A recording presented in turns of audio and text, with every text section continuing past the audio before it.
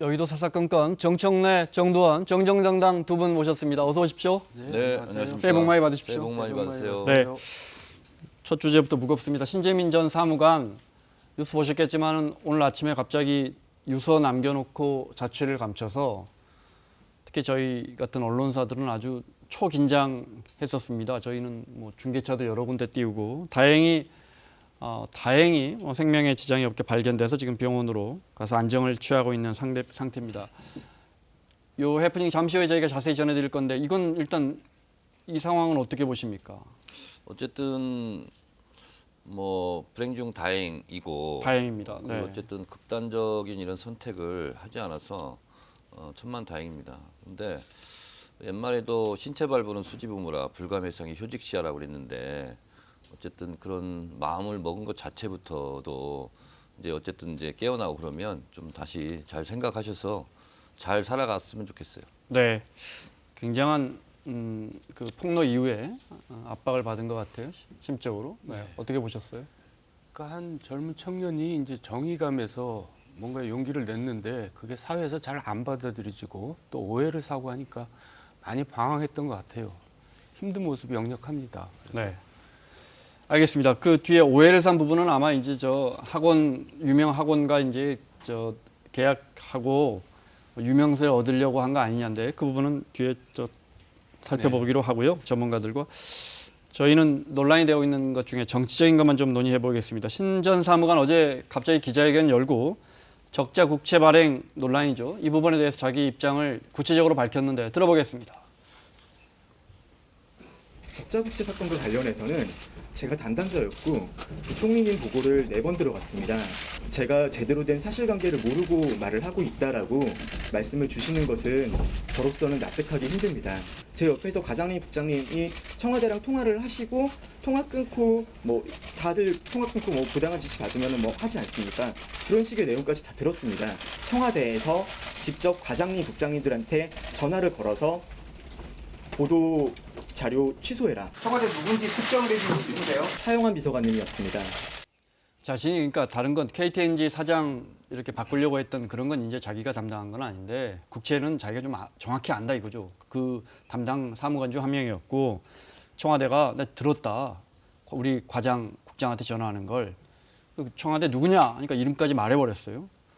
여기까지는 어떻게 보십니까? 본인이 길게 쓴 장문의 글을 제가 다 봤습니다. 네. 그래서 그 담당자인 것은 분명하고요. 그런 일도 보고도 하고 본인이 또 관리도 하고 한 것은 맞는 것 같아요.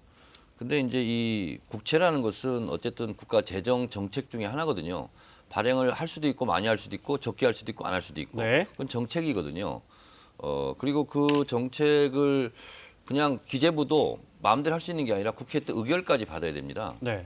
그런 과정에서 A 의견, B 의견, C 의견이 있을 수 있죠. 그리고 한 가지가 결정이 되면 그대로 집행을 하는 거죠. 근데 그 과정을 지금 얘기하고 있는 거 아닙니까? 만약에 기재부대로 갔다면 결과는 달랐을 거 아니에요. 청와대가 청와대 뜻대로 갔다면 가지 않았잖아요. 근데 네. 결과적으로. 네. 그러니까 그것은 부처 간의 의결 조율이고 당연히 이건 있어야 되는 거죠.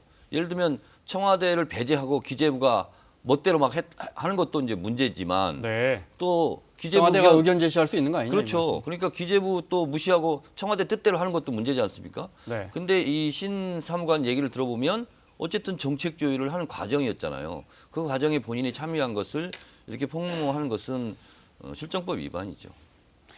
그런데 왜 그런 내용을 왜 청와대에서는 감찰을 했죠? 그러니까 이제 그런 내용이 밖으로 새 나가니까 그걸 누가 발설했냐 이렇게 감찰을 했단 말이에요.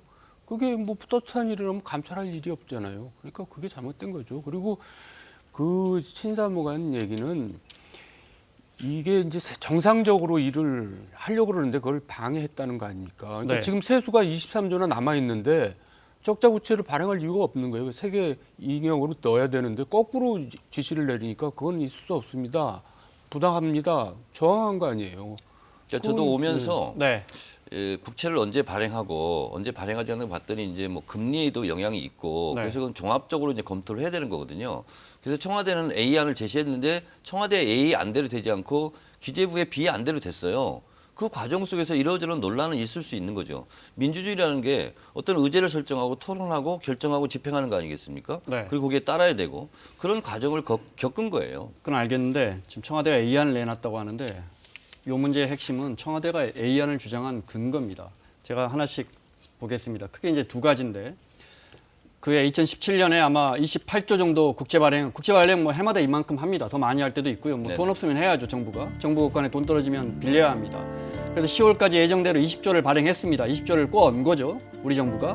남은 8조 원을 추가 발행해야 되는데 정도원 의원님 말씀하신 것처럼 요 몇 년 기업들이 잘해가지고 세수가 더 거치고 있습니다, 예상보다. 그래서 정부가 국간을 살펴봤더니 23조 원이나 더 거친 겁니다. 그래서 아니 23조 원이나 더 거쳤는데 굳이 남은 8조 원까지 꿔올 필요가 있습니까? 하니까 청와대가 남은 국채 발행을 예정대로 했으면 좋겠다라는 그런 의견을 낸 겁니다. 자, 이렇게 여쭤볼게요. 네. 청와대는 그럼 왜 돈이 넉넉이 있다는데 기재부가 국간에 쓸 만큼 재정이 있습니다 했는데 왜 이제 그 기저 효과라 그러잖아요. 그러니까 네. 전년도 대비 부채를 얼마나 갚았냐.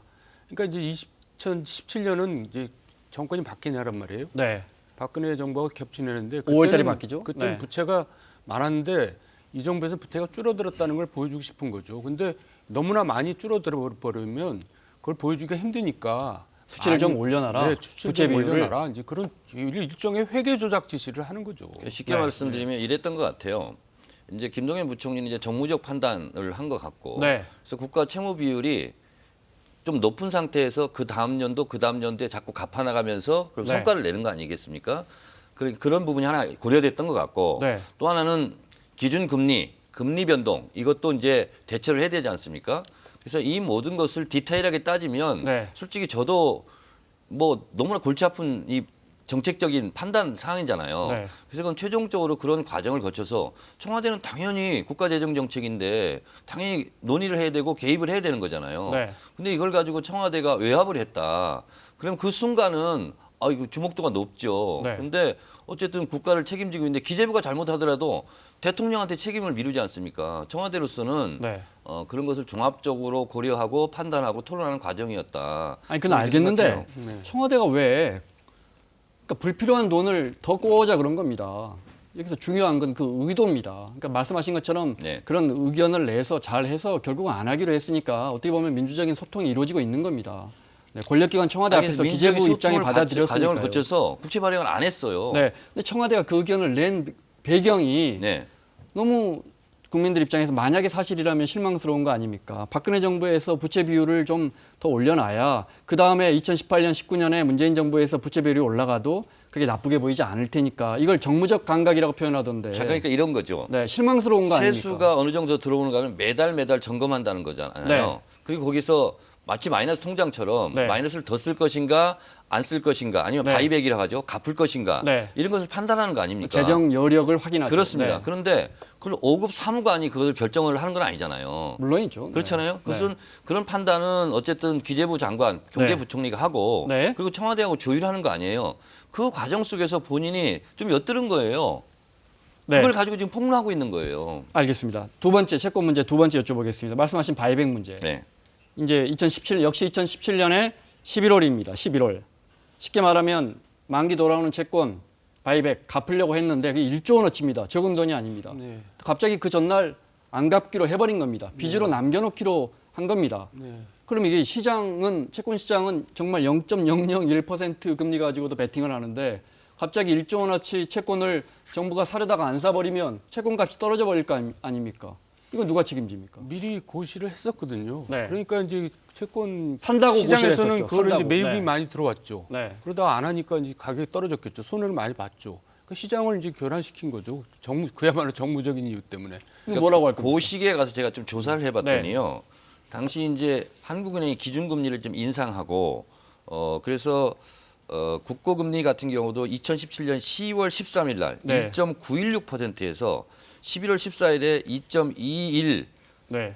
뭐 그 정도로 또 올랐더라고요. 그러니까 이제 이 금리가 변동이 급격할 때는 좀 완충작용, 좀 이렇게 소프트 랜딩할 수 있는 그런 정책적인 것을 고려했다는 거예요. 네. 그래서 하려고 했던 것도 취소를 하고 이제 이렇게 했던 것 같은데 문제는 그것이 잘했냐 못했냐는 정책적인 결정 그리고 당시의 판단 뭐 이런 거 아니겠어요? 근데 지금 와서 그것을 네. 따지는 것은 이거는 뭐 정책을 실제로 담당했던 사람들끼리 따지는 거고 정동원이나 저 같은 경우는 그때 당시에 그 일을 하지 않았기 때문에 뭐 그런 판단을 저는 솔직히 못 하겠어요. 다만 그 과정 속에서 어쨌든 네. 정책 결정을 하는 과정이었다는 거죠. 그것이 법에 어긋났거나 그런 건 아니잖아요.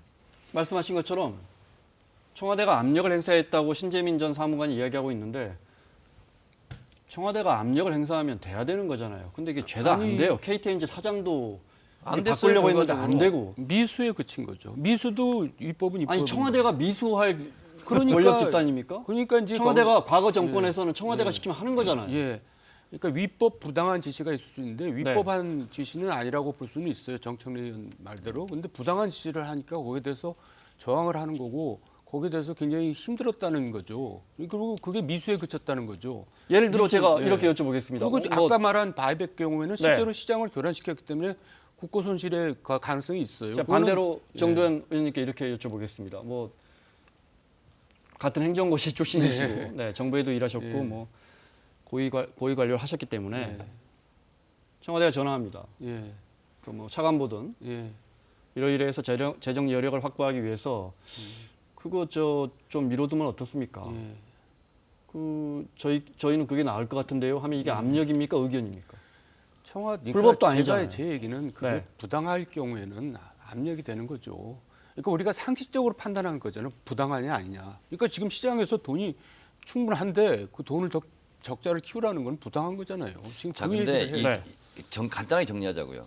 청와대를 공격하고 청와대 외압이 있었다 그러면 모든 것이 다 이루어진 것처럼 생각하잖아요. 그래서 심지어 지금 오세훈 전 시장 같은 경우는 문재인 대통령을 직접 겨냥하고 문재인 대통령이 보고 받았는지 안 했는지 밝혀라. 이렇게 나오는 거예요. 그 얘기는 뭐냐면 청와대가 무소불위의 권력을 이용해서 관철시킨다 이런 가상 설정이 있는 거예요.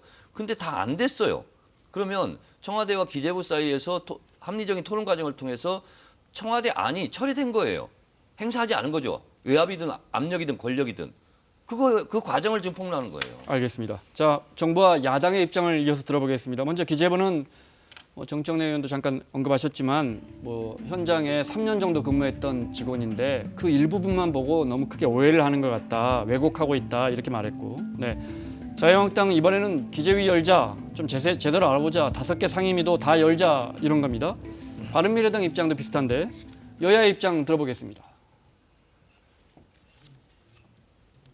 기재부 출신의 전직 엘리트 공무원의 폭로로 지금 새벽부터 수선합니다. 실체적 진실이 더 규명돼야 하겠지만요. 지금까지 나온 것만 보면 아마 80년대 민주화 운동 이후에 최대의 양심 선언이 아닌가 하는 생각을 해봅니다. 일신의 안위와 영달을 포기하고 국가의 미래를 걱정하는 그러면서 여러 가지 그 범민 속에 있다가 감행한 양심 선언이라고 보고 있습니다. 김동연 부총리 선배로서 또 윗사람으로서 가만히 숨죽이고 있다는 건 도리가 아닙니다. 나경원 원내대표가 기재부 전 사무관의 주장과 관련해서 문재인 정부는 재정 조작 정권이라는 이야기를 했는데 이건 궤변에 불과합니다. 그러면서 기재위 등의 상임위 소집 요구를 주장을 했는데요. 개인의 무분별한 주장에 대해서 사실 파악도 제대로 하지 않고 정부의 발목을 잡기 위해서 무조건 정쟁거리로 만드는 자유한국당의 행태가 매우 유감스럽습니다. 기재위는 알겠는데 왜 5개 자유한국당에서 왜 5개 상임위를 같이 열자고 하는 거죠? 그것 좀 과다하긴 한데요. 네. 기재위는 꼭 열어야 될 것 같고. 네. 근데 아까 연장 선생님 말씀드리면 공익 비밀 누설 혐의로 지금 고발을 했거든요. 네. 아까 말한 대로 내용이 아무 문제가 없으면 협의면은 그게 왜 공익 비밀입니까? 다 공개해도 되는 얘기지. 난 그것도 이해가 안 가고. 네. 또 처음에 청와대가 김태우도 마찬가지지만 신재민 경우도 명예훼손죄로 고발한다 그러다가 명예훼손은 뺐어요. 그게 형도 더 중요하거든요. 5년 이하거든요. 근데 그걸 뺀 이유는 뭐냐면 우리가 상식적으로 생각할 때 명예훼손으로 하면 그 실체를 들여다봐야 되거든요. 누구 말이 맞는지. 예, 그게 두려우니까 그걸 뺀 거예요. 그냥 공익 누설죄, 비밀 누설죄로만 고발을 했단 말이에요. 그게 네. 뭔가 석연치 않죠. 예를 들어서요. 예. 국제발언이라든가 국가재정정책도 굉장히 중요한 거 아닙니까? 예를 들어서 남북관계에 네. 북한을 플랜 A, 플랜 B, 플랜 C로 예를 들어 대응 매뉴얼은 다 정해놓을 거 아닙니까? 네. 근데 플랜 A로 결정이 됐어요. 근데 플랜 B, 플랜 C 이런 것도 있었다라고 폭로가 되면 어떻게 되겠습니까? 그래서 외교문서 같은 경우도 30년, 50년 비밀이 보장되고 그 이후에 공개하는 거잖아요. 국가재정정책도 마찬가지예요. 이렇게 신재민 사무관이 이런 내용 그 토론 과정을 폭로함으로써 네. 실제로 시장에 경제에 악영향을 주는 것도 많이 있지 않겠습니까? 국가 정책이라는 건데 저는 그렇게 생각하고요. 그리고 방금 김병준 비대위원장이 80년대 이후 최대 양심 고백이라고 얘기를 하는데 저는 너무나 과도하게 저렇게 말씀을 하시는데 저는 저거야말로 김병준 위원장의 앙심 고백이다. 본인도 노무현 대통령 때 정책실장 다 일을 해봤지 않습니까? 다 아시는 분이 네. 저렇게 공무원의 저런 행태에 대해서 양심 고백이라고 추켜 세우는 것 자체가 이 정부에 대해서 굉장히 앙심을 갖고 있는 것 같아요. 알겠습니다. 자, 여기까지 신재민 전 사무관 이야기고요. 이제 기재부와 관련된. 네. 방금 전에 오후에 민간인 사찰 의혹을 잇따라 폭로했던 김태우 수사관이 검찰에 출석했습니다. 먼저 들어보겠습니다. 공무상 비밀 누설은 제가 아니라 청와대 측이 하였습니다.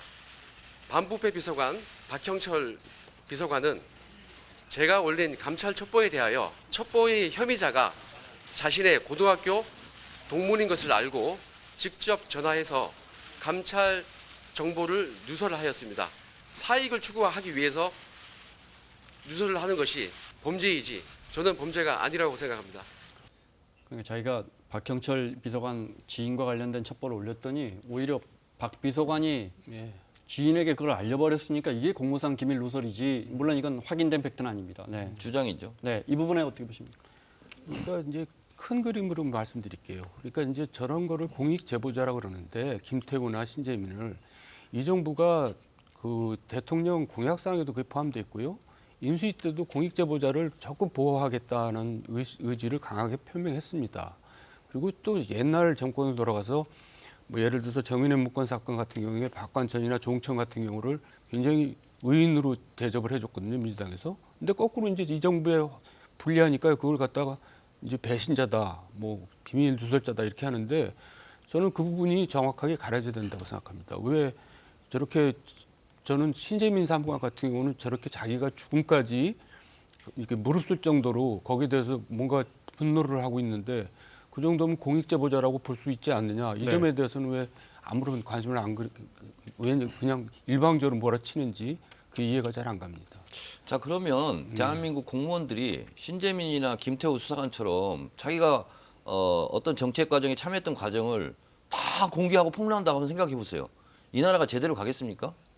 그리고 예를 들면 우리 사사건건 같은 그걸 다 경우도 공개하고 폭로하면 편집 회의를 해요. 감옥에 가죠. 그러면 A안 B안 다 주장할 수 있잖아요. 제작진들이. 네. 근데 이번에 결정된 것은 내 주장과 다르다. 그리고 막 공개를 해요 인터넷에. 그럼 2%가 제대로 되겠습니까? 저희는 뭐 공개돼도 국민들에게 부끄러울 게 별로 없습니다. 네. 알겠습니다. 이 질문 좀 드려볼게요.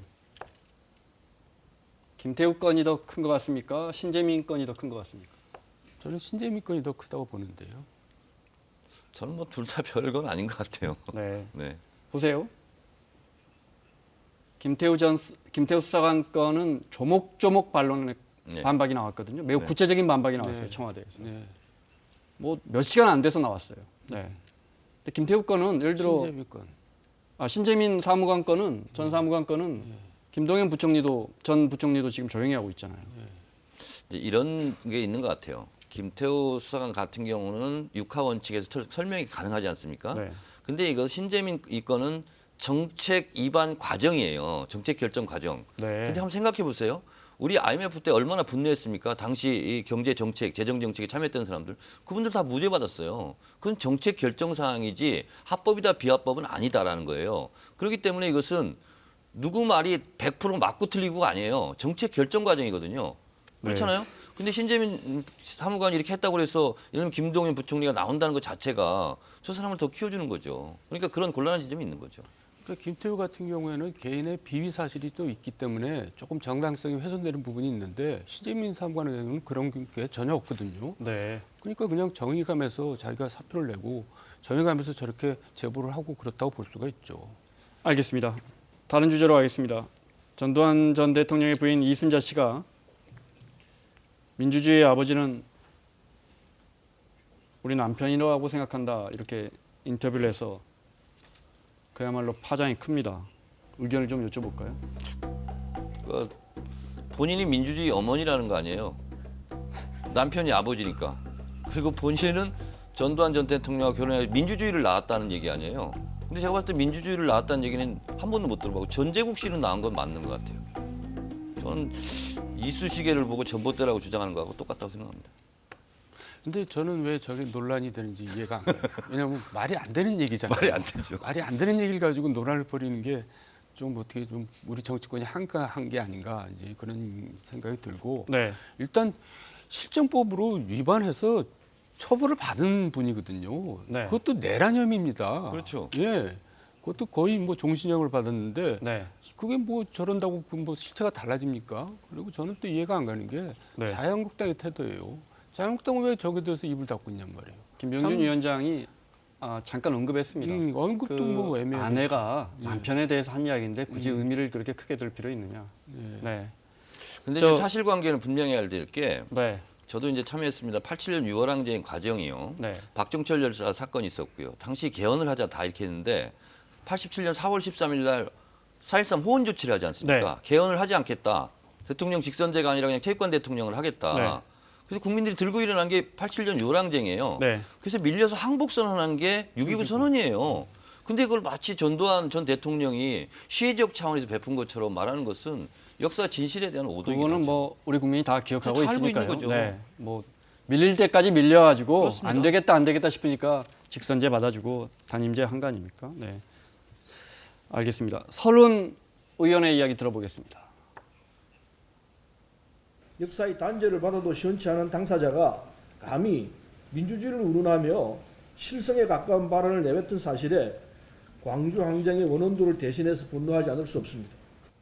박지원 시간 때문에 그래도 박지원 의원의 코멘트를 좀 들어봐야겠습니다. 네. 네. 말을 재밌게 하시잖아요. 민주주의의 할아버지는 박정희, 민주주의의 누나는 박근혜냐라고 되물었고요. 그러자 네티즌들이 뭐 민주주의의 오빠는 이명박이냐 이런 말도 나오고. 네. 저기 보면 처음으로 단임 대통령제 이뤄 민주화 요구 다 실천해줬다. 이게 이제 이순자 씨가 인터뷰에서 한 말인데 아까 말하면 장기 집권 안 했으니까 우리가 굉장히 잘한 거다. 이런 뜻으로도 들리고 그러니까 민주화를 이뤄냈다 이런 뜻이거든요.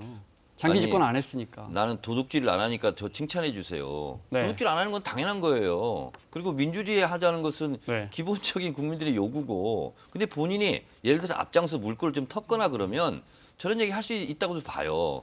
근데 계속 밀리고 항복해가지고 어쩔 수 없이 한 거 아닙니까? 근데 그래놓고 저 지금 이렇게 얘기를 하는 걸 보면 남편에 대한 지나친 사랑 같아요. 그리고 지금 대한민국에서 저 말이 맞다고 생각하는 사람이 얼마나 있겠어요. 근데 그거에 대해서 입장을 분명히 하지 못하는 자유한국당은 정말 좀 이상한 것 같아요. 과거에 잘못된 것을 분명히 잘못됐다고 지적하고 인정하고 네. 자르고 가야죠. 알겠습니다. 네. 자서전에서 그 전두환 추징법 제정 당시에 그때 정말 생을 포기하고 싶었다. 또 전 대통령은 광주 사태와 아무런 관련이 없고 우리 내외도 사실 5.18 사태의 억울한 희생자다 이렇게 밝혔는데 전두환 추징법 같은 경우에 추징금이라는 건 사실 법원에서 돈은 받은 게 그러니까 줬다는 사람들이 인정된 것만 해서 2천억 정도를 추징한 거죠. 예. 그러니까 전두환 전 대통령이 대기업들한테 주로 받았는데 확인된 것만 받았는데 그걸 다시 내놔라 그랬더니 생을 포기할 뻔했다. 그만큼 억울했다 이런 뜻이에요. 거기에 대해서 뭐라고 얘기하겠어요. 그 심정이 도저히 이해가 안 가는 거죠. 그러니까 결국은 이제 공사구분은 못하는 거예요. 그러니까 권력의 사유화죠. 저것도 이제 네. 원조라고 할 수 있는데 이제 권력에 의해서 들어온 돈은 그게 내 돈이라고 생각하니까 얼마나 어처구니가 없으니까 논평할 가치도 없는 거죠. 알겠습니다. 자 마무리할 시간인데 그러면 끝으로 정청래 전 의원께서 저 제일 왼쪽 카메라 보시고 네. 이순자 씨한테 영상 편지 한번 쓰시죠. 자 시작하시죠. 네. 우리 이순자 여사님 천지분간을 좀 잘 하시고 그리고 국민들의 분노에 휘발유를 끼얹는 발언은 남편을 위해서도 좋지 않습니다. 자제해 주세요. 여기까지 듣겠습니다. 자 정청래, 정두환 두 분과 함께했습니다. 다음 주에 뵙겠습니다. 고맙습니다.